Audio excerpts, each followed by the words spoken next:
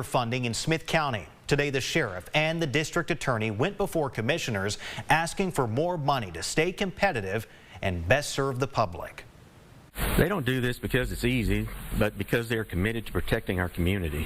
Deputies and supporters packed the commissioner's courtroom, backing the sheriff's request for higher deputy pay. As a county, we are knowingly asking our officers to work for less pay and to work harder. The sheriff's office is asking for raises to stay competitive with other agencies, estimated to cost about $5 million.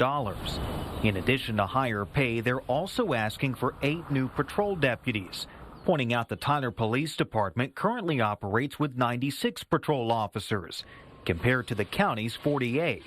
And while they acknowledge city departments need more officers, they think the current disparity is disproportionate. I would like the court to consider paying overtime to our deputies for the work they do. Chief Jimmy Jackson says right now the sheriff's office only uses comp time, making it hard to recruit and retain deputies when other departments do pay overtime.